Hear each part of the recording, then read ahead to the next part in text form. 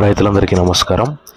ఈ రోజు వీడియోలో ధనోకా కంపెనీ వారి డిసైడ్ అనే ఇన్సెక్టిసైడ్ గురించి తెలుసుకుందాం।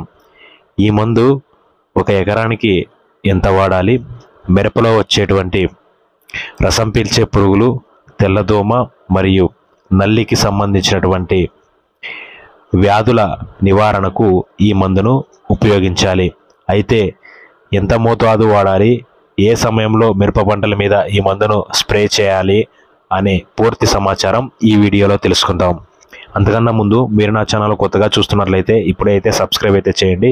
సబ్స్క్రైబ్ చేసుకోవడం ద్వారా కొత్తగా నేను చేయబోయే వ్యవసాయానికి సంబంధించినటువంటి అన్ని రకాల వీడియోలు నోటిఫికేషన్ ద్వారా అందరికంటే ముందు మీకు రావడం జరుగుతుంది।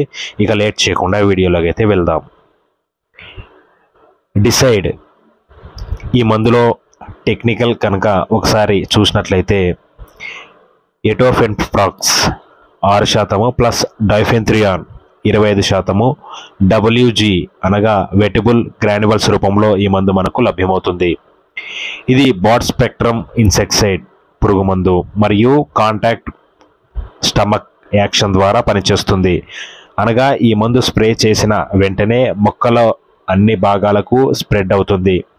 కీటకాలు తాకిన మరియు రసం పీల్చే పురుగులు ఆకుల యొక్క రసాన్ని పీల్చిన వెంటనే వాటి యొక్క నాడీ వ్యవస్థ మీద ఈ మందు పనిచేసి రసం పీల్చు పురుగులను వెంటనే చంపివేస్తుంది। నల్లతామర పురుగులు మరియు తెల్లదోమ మీద ప్రభావవంతమైన పనితనాన్ని చూపి వాటిని నివారిస్తూ పంటను కాపాడుతుంది। ఈ మందు ఒక ఎకరానికి 500 గ్రాముల మోతాదు వాడాలి। 150 నుంచి 160 లీటర్ల నీటిని మొక్కలు బాగా తడిచే విధంగా పిచికారీ చేయాలి। మార్కెట్లో ఈ మందు లభించు ప్యాకింగులు 500 గ్రాములు 1 కేజీ ప్యాకింగ్లలో ఈ మందు మనకు దొరుకుతుంది। ప్రస్తుత వాతావరణ పరిస్థితుల్లో ఎండ తీవ్రత ఎక్కువగా ఉంది। ఉష్ణోగ్రతలు పెరిగినప్పుడు తెల్లదోమ, త్రిప్సు, నల్లి వంటి పెట్టిన గుడ్లు పొదిగి ఎక్కువ పంటను రసం పీల్చడం ద్వారా మొక్కల ఆకులు ముడుచుకొని పోతాయి।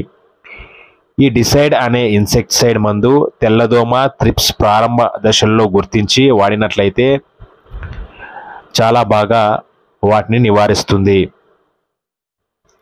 మరియు పంటను కాపాడవచ్చు। ఎకరానికి 500 గ్రాములు 160 లీటర్ల నీటిని ఉపయోగించి వాడాలి।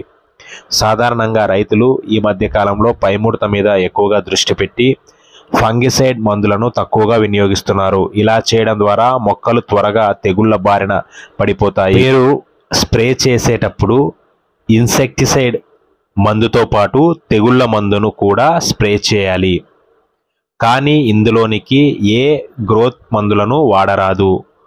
ఒకవేళ వాడితే ఫంగిసైడ్ మందులను వాడుకోవచ్చు। ఇన్సెక్టిసైడ్ మరియు ఫంగిసైడ్ లేదా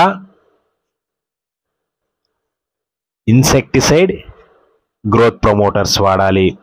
ఫంగిసైడ్లోనికి గ్రోత్ ప్రమోటర్ను వాడరాదు।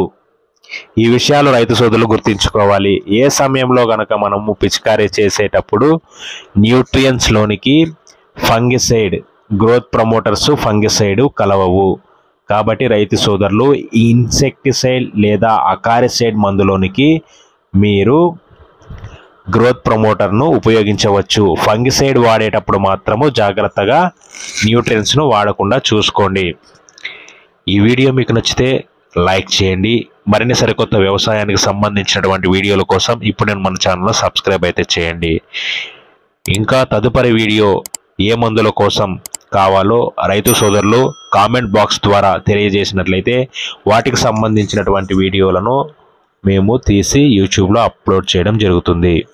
వీడియో చూసిన ప్రతి ఒక్కరికి ధన్యవాదాలు। Thank you.